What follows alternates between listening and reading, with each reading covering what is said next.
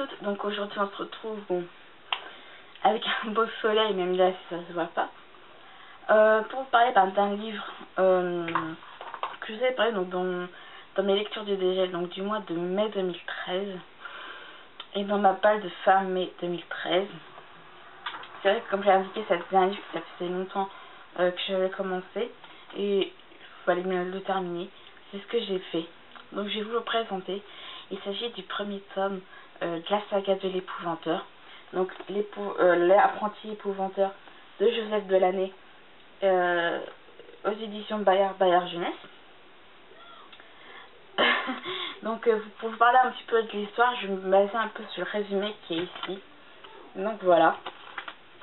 Donc Thomas Ward, donc Tom pour les intimes, est le 7e fils d'un 7e fils.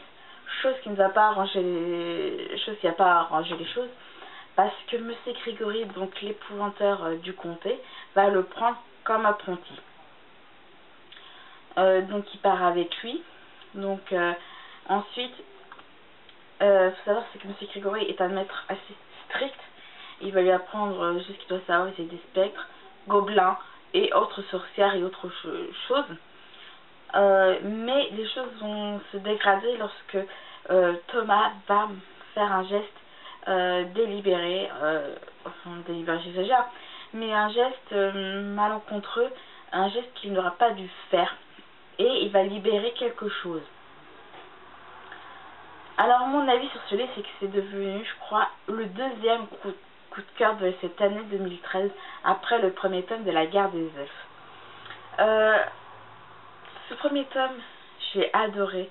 L'écriture est à la fois fluide et sûre, parce que Joseph Delaney a su écrire une histoire sans trop de prise de tête. Donc par exemple pour l'épée, c'est comme là, le livre il était sympa à lire, parce qu'avec le soleil ça fait vraiment une ambiance assez détente. Et j'ai dit que c'était une écriture sûre, parce que Joseph Delaney, j'ai lu le livre, j'ai lu sa petite biographie qu'il y avait à la fin là. Donc voilà, Joseph Delaney, voilà. Et on a vu, j'ai vu qu'il avait vécu des choses enfant, et que ces choses qu'il avait vécues enfant, il les avait un peu retranscrits vis-à-vis de Thomas, de ce que Thomas va vivre dans le livre. Alors, à la fois le livre, comme je peux l'écrire dans ma chronique, c'est à la fois, comment dire, on croirait qu'il se passe peu de choses, en fait, il se passe beaucoup de choses, mais on croirait que c'est pas le cas. C'est-à-dire que souvent, c'est vrai que le début est un peu timide, parce que c'est vrai qu'on fait la connaissance donc, de Thomas et de son entourage, et de ses débuts en tant qu'apprenti épouvanteur. Mais il se passe aussi beaucoup de choses, parce que tout apprenti commet des erreurs. Et c'est ça que j'ai beaucoup aimé, c'est que c'est comme les élèves à l'école. Vous avez beau leur transmettre certains savoirs, les instituteurs c'est ce qu'ils font, leur apprendre certaines choses, mais il faut bien qu'ils commettent des erreurs, ça peut être les instituteurs qui peuvent leur faire en sorte qu'ils fassent leurs propres erreurs, mais aussi les parents. Parce que pour comprendre qu'il y a des choses qu'il y a à faire et des choses à ne pas faire, c'est vrai qu'ils ont des choses qu'ils doivent apprendre de leur plein gré, donc tout seul, sans qu'on n'ait rien à leur dire. Mais quand c'est des choses extrêmement graves, oui, il faut les prévenir. Alors en fait, ce geste malencontreux qu'a fait Thomas, ça va vraiment l'obliger à se rendre compte que le métier d'épouvanteur n'est pas ce qu'il croit être. C'est que le métier d'épouvanteur est dur et difficile, mais là il va se rendre compte que ça va au-delà de son imagination.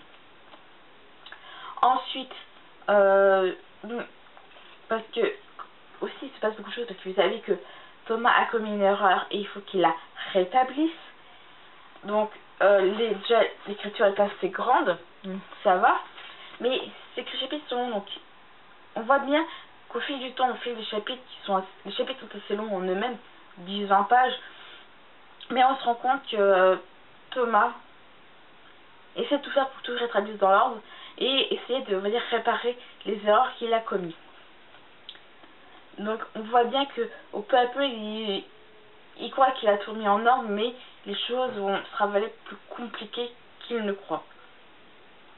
Alors aussi ce geste délibéré qu'a fait faire Thomas, c'est lié, je pense, au changement du destin. C'est vrai que j'exagère sur ce ton-là, mais je précise que je ne sais pas lire l'avenir. Mais, je sais, je dis beaucoup de mais, parce que tout simplement, on a beau dire, je ferai ceci, je ferai cela plus tard, mais au moment où vous le dites et au moment où vous serez plus tard, il y aura surtout beaucoup de choses qui auront changé. Par exemple, on va dire oui, j'ai tout planifié, j'ai travaillé pendant X temps par exemple pour me payer un voyage. Et on va dire à la dernière minute, vous avez un souci, vous ne pouvez pas aller faire votre voyage. C'est un peu ça. Parce que tout simplement, il y aura toujours quelque chose qui se mettra en travers de votre route pour vous empêcher de réaliser vos rêves. Je sais que c'est exagéré quand je le dis, mais bon. Je vais me baser un peu sur ce que dit Paradox à Rio dans Sensei Omega. Je pensais que j'aime pas trop Sensei Omega, mais pour regarder c'est sympa. Elle dit que chaque être humain a plusieurs possibilités de chemin. Enfin, je répète pas ces mots mot pour mot, mais j'essaie de décrire un peu ce qu'elle lui a dit. Et c'est le cas. Chaque être humain a plusieurs possibilités de chemin, mais il suffit d'un détail pour que vous preniez un chemin sans vous rendre compte qu'il y a eu de nombreuses possibilités qui s'offraient à vous. Et c'est un peu ça. C'est que Thomas, s'il n'avait pas fait ce geste, ça ne serait pas passé. Et ce geste qu'il a fait, c'était à cause de quelque chose justement qui avait entravé un autre chemin. Mais on se rend compte qu'on n'est pas libre de nos mouvements, libre de nos choix souvent, si on peut dire ça comme ça. Sinon, dans le fond, c'est un très bon roman, donc écrit assez gros, pas de prise de tête, vachement on frissonne jusqu'au bout, c'est du pur bonheur. En plus, c'est un truc que je n'ai pas dit, mais c'est pile poil mon style de lecture. Donc si vous voulez me faire plaisir, faut vous trouver à quelque chose, un livre dans ce genre. Et c'est vraiment un livre qui vaut le coup d'être lu, comme la suite, parce que je crois qu'actuellement il y a 9 tomes. Quand je vois si je me suis trompée, hein. Et vachement le deuxième tome se trouve dans ma wishlist. Et vachement j'ai hâte d'avoir la suite. Parce que vraiment j'ai hâte de connaître les autres aventures donc de Thomas. Et c'était vraiment très beau. Et ça valait le coup parce que je veux dire, on a beau se dire ouais, c'est incroyable. Donc sinon, c'est quand la vidéo est terminée. Donc c'était sur l'apprenti épouvanteur, donc le premier tome de la saga de l'épouvanteur de Joseph Delaney chez Bayard. Bayard Jeunesse. Donc autrement, n'hésitez pas à me dire pour ceux qui l'ont lu, de me dire ce que vous en pensez. Et voilà, donc je vous dis à très bientôt.